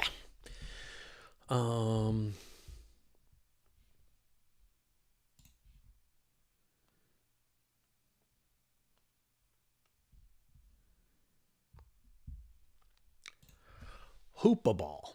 What are your thoughts? What a great name. Hoopaball. What are your thoughts on a lunar space elevator? So, back when I was just starting this process, 27 years ago, I was quite entranced by the idea of a space elevator. What a cool idea. Yeah, rockets suck. It takes too much energy to be able to launch stuff into space. Wouldn't it be cool if you just had this ribbon that connected you to space, and all you had to do was just climb up this ribbon with electricity, solar electricity, and then you would just leap off the top of your space elevator and out into space. It was such a great idea. And yet it never happened, even though people were talking about them and we saw artists' interpretations. And then you start to learn the details. You learn that we don't know of a material that is strong enough to be able to act as a space elevator. That there are all kinds of downsides in we don't know how to lift have something climb a space elevator purely through solar electricity alone. Like, there's all these challenges, which will mean that, and it looks like 2-stage fully reusable rockets like Starship will provide the exact same launch costs, down into the sub $100 per kilogram launch that the space elevator was going to provide you. Like, that was the only way people could imagine that you could get to space for cheaper than the cost of a rocket. Well, now it looks like rockets will be competitive to space elevators, and rockets are much easier than space elevators to build. So I think at this point now, the idea of the space elevator is just, it's done. It's over, right? There's no need. You got 2-stage rockets, almost. Why build this mega engineering project when you can just launch rockets? But on the moon, a space elevator makes a ton of sense. The gravity on the moon, the escape velocity of the moon is much less. And so you can use materials that we have here right now today, you can go and buy composite fiber ropes that can supply the kind of strength that's required to be able to get you off the surface of the moon. That there are, you could attach your lunar elevator to the surface of the moon and then have it connected to the L1 Earth Moon Lagrange point, and you would be able to launch payloads off of the surface of the moon and carry them up and use solar energy to climb up the space elevator. So, an elevator on the moon makes a ton more sense. The other place where an elevator maybe makes sense is on Mars. Once again, you've got less gravity, and there are, places you could go to put your, it has about the same kind of day length as Earth. And so you could go to about the same distance. You could but it has less gravity. So you could put a space elevator and be able to do that. And then an idea that is also very cool that I really like is that you could reel a cable down from Phobos, which is the moon of Mars that orbits. It takes almost a little over 7.5 hours to orbit around Mars. And it's about just shy of 6,000 kilometers orbit above the surface of Mars. So it's relatively close. You could reel a cable down from Phobos and have it be a few, maybe tens of kilometers off the surface of Mars. So it wouldn't actually touch the surface. You wouldn't try to tie it down, but it would just be this cable that would be just flying through the atmosphere of Mars. And so you would just have to grab onto it. And then you could go from there to climb up the cable to get up to the top, up to the Phobos base. So that's another place where an elevator, space elevator, might make a lot of sense. A skyhook in that case.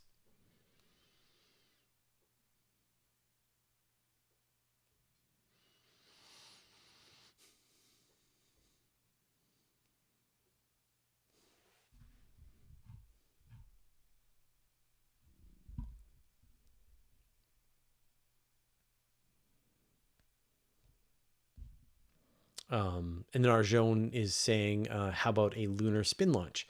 Yeah. So, while spin launch, I haven't heard any updates on spin launch. I wonder how that's going. There's a lot of very skeptical perspectives here on YouTube about spin launch, and I haven't heard any updates. So who knows if they're still trying to work on this, but on the moon, spin launch would make a ton of sense. Very easy for them to be able to launch payloads off of the surface of the moon into space. While the escape velocity on Earth is 8 kilometers per second, it's more less than 2.5 off of the moon. It's 1/6. Was it no? It's 13 off the Earth, right? So it's much less on the moon. It's 1/6 as hard to launch payloads off the surface of the moon than it is off the Earth. So mass drivers, spin launch, things like that make a ton more sense on places like the moon.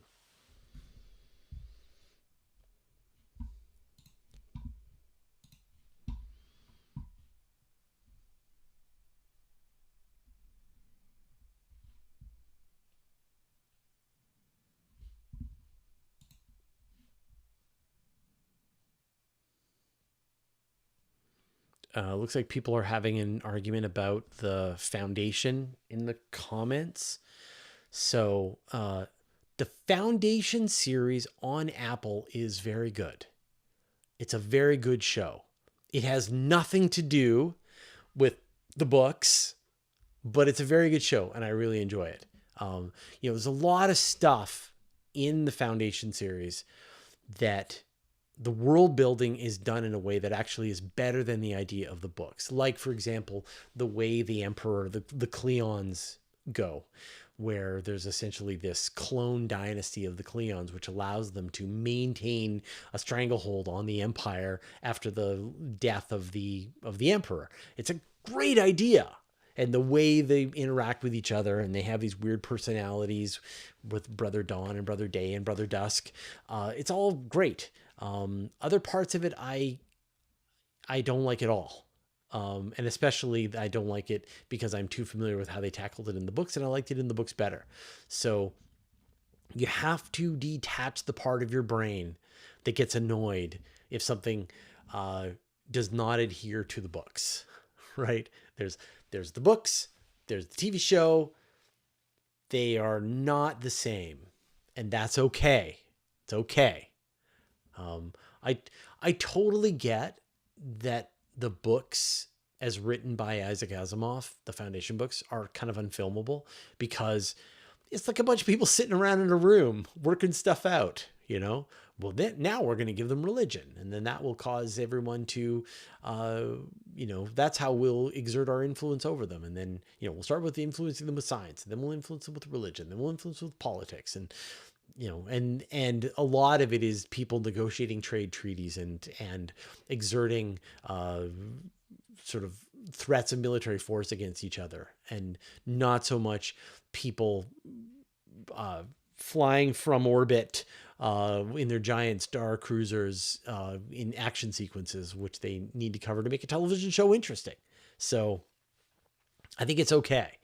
But yeah, it would be great if somebody wants to, take a crack at the IP and tell the exact version that Isaac Asimov wrote in his book.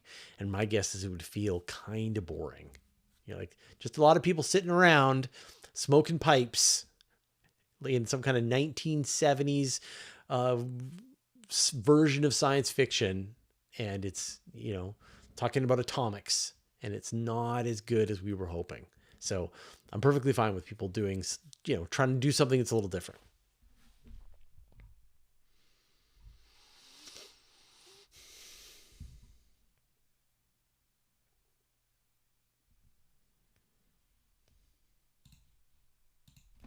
Jas D44. Why do you think SpaceX has shifted its focus to building a base on the moon as opposed to Mars? So this is new to me, but it doesn't surprise me. So I think I saw Eric Berger at Ars Technica had written something about that.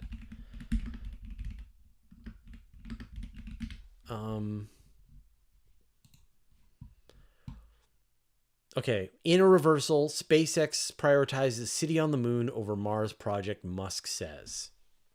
So, yeah. So let me just see what Eric said.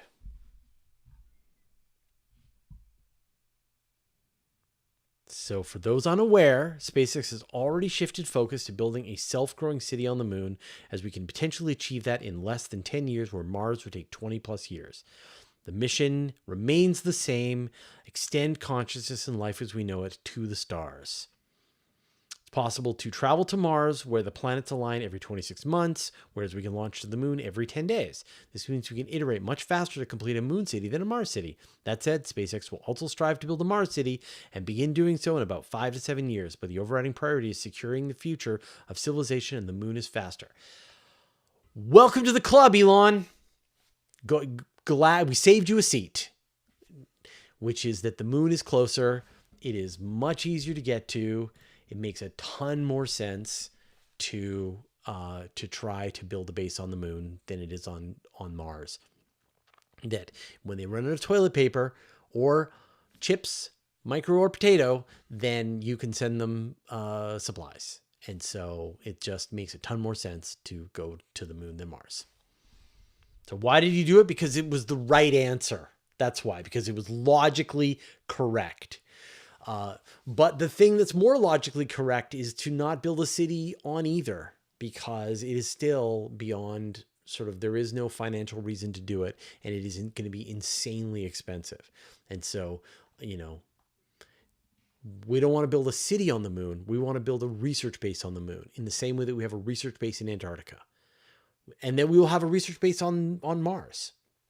Let's have a research base on all of those places because they are places worthy of research. They're not places worthy of living on yet with our current technology and infrastructure. So if Musk wants to build a city on the moon, then we will watch him destroy his finances to do so.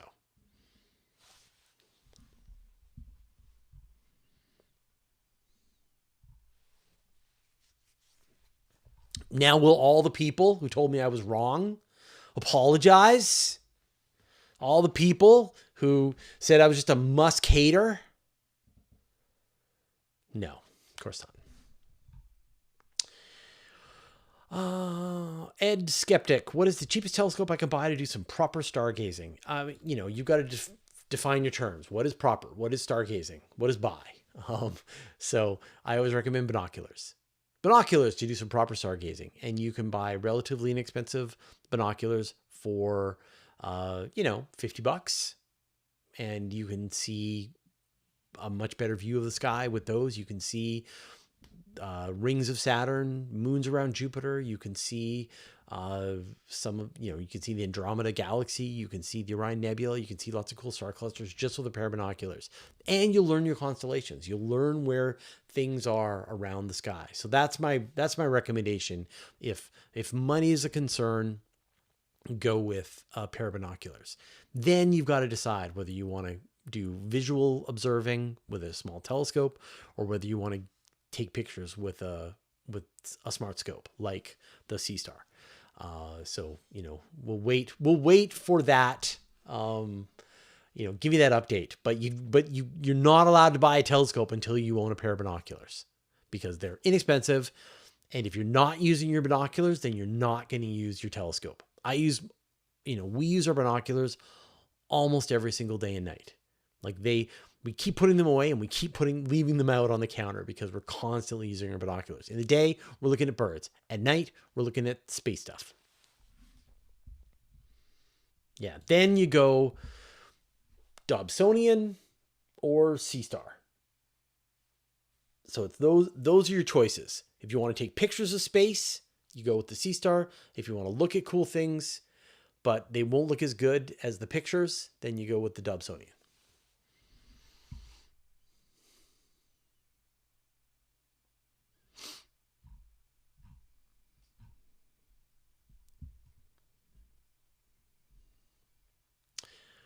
Potato Biden, why are we taking over the ancient bases on the dark side of the moon? Man, that's a good question. So like the first problem is that the dark side of the moon is dark. So how can you see the bases on the moon? How do you even know they're there? They're dark. And then like taking them over, like why would we want to take them over? Like too hard.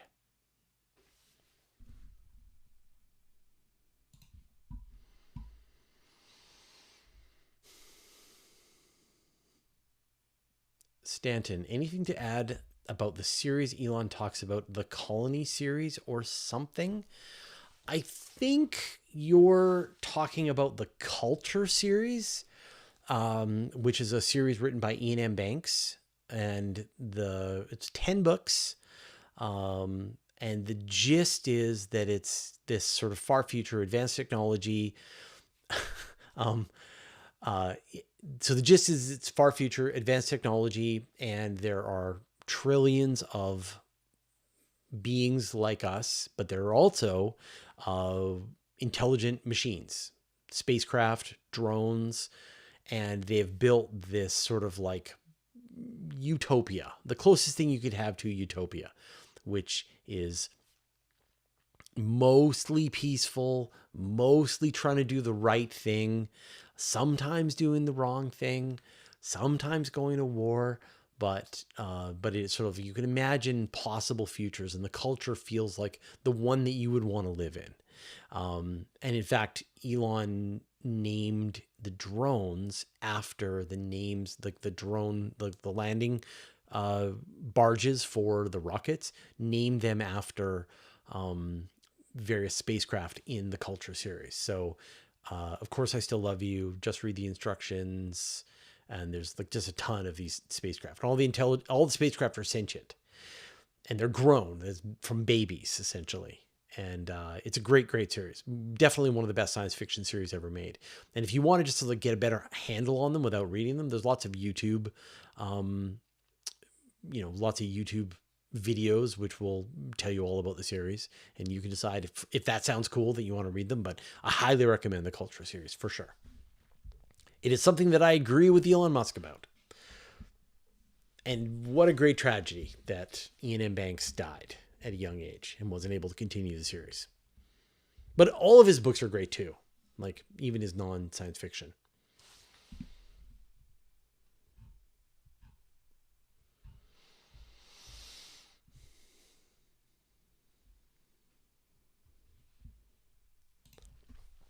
Kevin Dodd, at some point, we're going to need to impose limits on orbitals. It's going to get crowded up there. Yeah, I mean, right now there are 10,000 satellites. Like, I remember, if you go back into my YouTube videos, close to the beginning, one about, say, 10 years ago more, I did a video about how many satellites there are, and there was 1,300 satellites. And now we're beyond 10,000. Most of them are Starlinks. But we are just beginning, right? That Starlink is planning to do 30,000 satellites. The Chinese are building mega constellations. You've got the Kuiper constellation from Amazon and a bunch of other constellations as well. And then Elon Musk is talking about building data centers in space. So now you're looking at 1 million potential satellites. And so you've got potential for collision. Now, that said, space is very big, and there is a lot of room in space, and you have room for potentially hundreds of millions of satellites. You just have to organize them. So right now, it's just a free-for-all. So everyone just launches their satellites, puts them wherever they want, and then each satellite has to maneuver itself out of the way when there's a potential collision with another satellite, and that's just bonkers. So we don't have that with shipping lanes in the Atlantic Ocean. When you look at if you look at, say, shipping maps, there's like things that show you all the ships moving live. All of the ships are moving in this line, in these trade corridors. And we need something like that for orbits, where if you're going to go to see this region of the Earth, you go in this direction at this altitude with these satellites. And then it's separated by tens of kilometers from another orbit. And if you're going to be in that orbit, you've got to go east-west, or go west-east, or go north, or whatever, right? There is room, there's shells that you can put all these satellites in. And people have done the math, and it all works fine, as long as there's this coordination. That said, putting that many satellites in space is going to definitely make the light pollution a lot worse. So, yeah. Instead of everybody launching their own satellites, what about just having a few satellites that everybody just puts instruments on board and then communicates from that? People should just talk, is what I'm saying. People should just get together and figure out what to do with this shared resource that we have.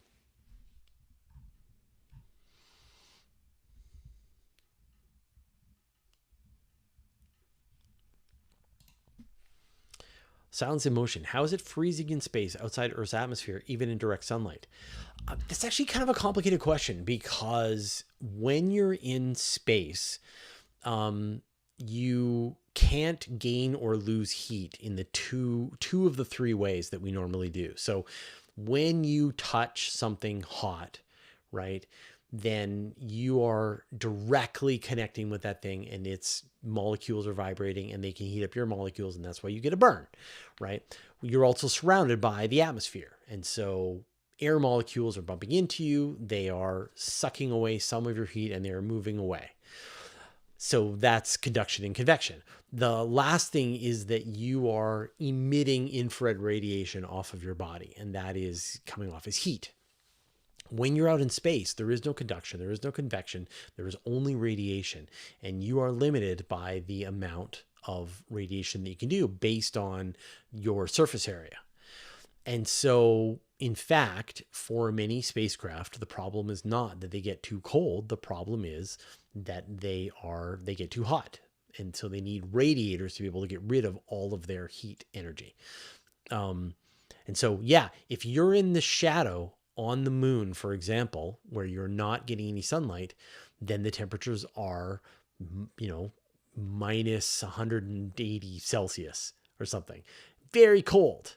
And then when you're in the sunshine, then the temperature is the opposite of that. It's like plus 100 and something Celsius. And so it's very hot and you have a hard time cooling down. So really it just depends. Are you in full sunlight? You're very hot. Are you in complete darkness? Then it starts to get very cold for you. But it really just depends on heat in and heat out. You're absorbing heat from the sun. How quickly can you radiate it? That will decide whether you feel like you are warm or cold. And when the astronauts are on the International Space Station, they have to do these 8-hour spacewalks, and they go in and out of the shadow of the Earth. So sometimes they're in the sunlight, and other times they're in the darkness, and then back in the sunlight, and back in the darkness. And they need to have a way to regulate their temperature. So they have heaters and coolers that are inside their spacesuits.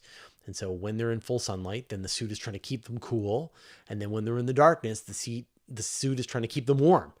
And it has to be able to flip back and forth between those two states. So, in fact, being in space is not super cold and it's not super hot. It's all about the amount of temperature that you're absorbing from the sun versus the amount that you're able to radiate away. There's a great XKCD video about putting a submarine into space. And the question is like, would a submarine work in space? And from a pressure standpoint, yeah, absolutely. The submarine probably can handle because it's designed to be able to keep out multiple atmospheres worth of pressure of water. It would remain airtight, but it has a nuclear reactor on board, and the reactor is kicking out heat and it's heating up the submarine. And so the submarine would overheat and it would cook everybody inside the submarine eventually, because it just has no way to get away and, to rid itself of enough heat to be able to remain cool. So, yeah.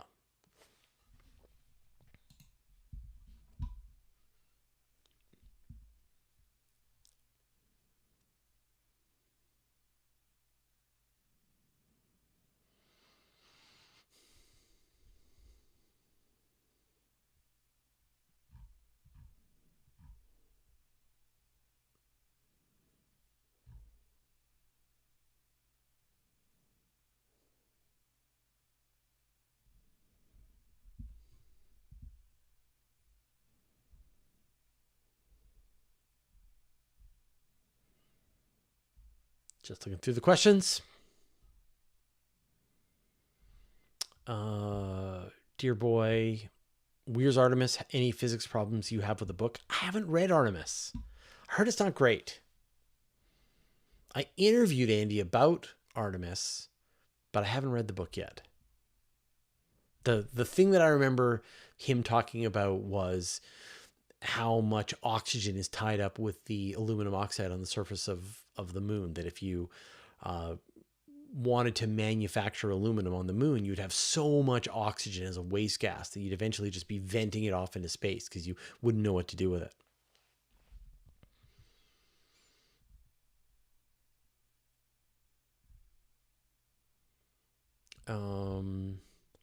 Sci-fi A render. Have you tried the new Seastar's EQ mode? I have not. I've got a new tripod for the Sea Star, but I don't have a wedge to put it at the right angle. So there's an additional wedge gadget that I need to get to be able to really nicely set up that angle for it. The EQ mode, the equatorial mode, allows you essentially tilts the telescope at the tilt of the Earth, and so it allows you to do much longer exposures, like 30-second exposures versus 10-second exposures, and it's much more stable platform to be able to take pictures with it, and takes much better pictures. I just haven't done it yet because it takes really good pictures just in alt azimuth mode.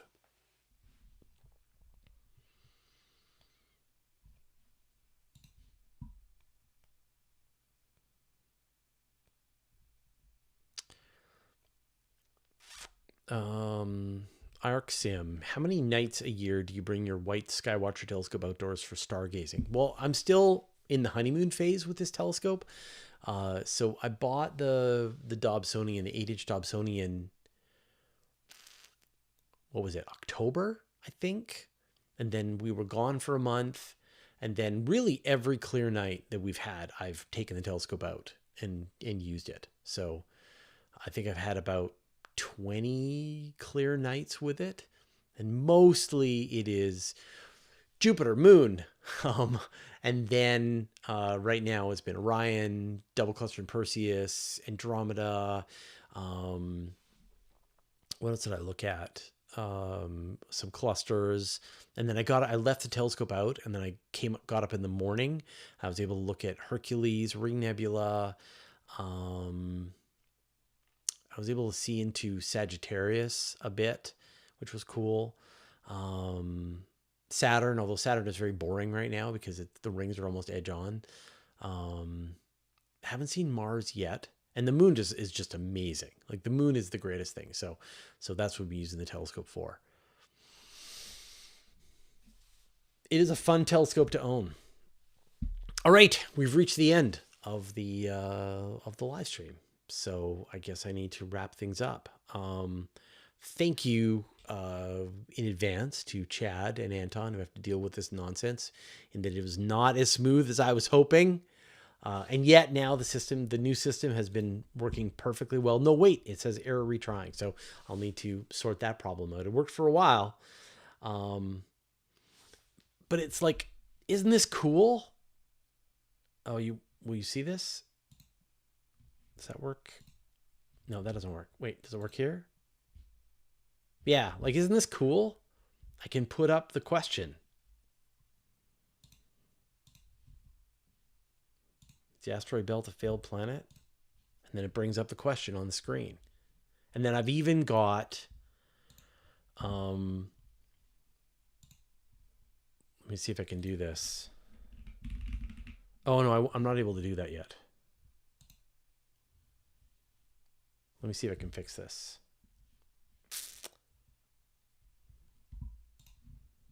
Let me show you this. This is the. I'll show you what the final plan for this is going to be. Browser.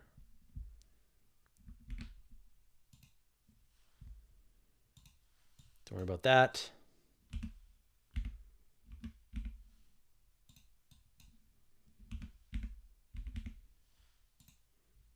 I've added a browser source. Turn on, turn off. Sorry, you have to. Okay. Then let's see if this works. I know clips. Does that work? Nope, doesn't work. Oh well. Why isn't that working? Because it's what I should do. Nope. Have to fix that problem later. Oh well.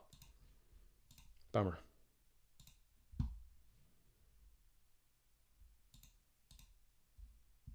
Yeah, so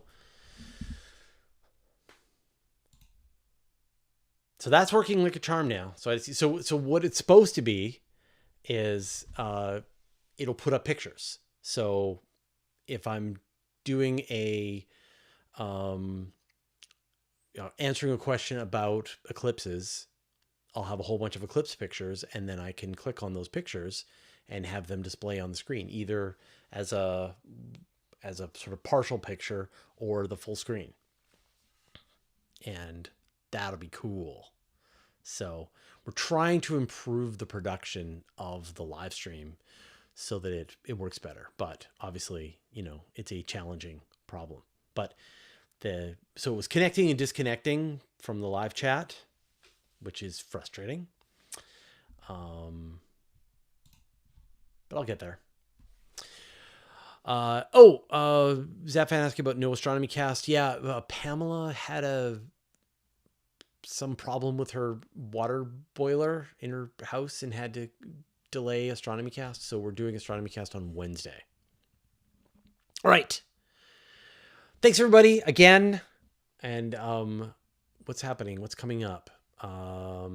Question show tomorrow.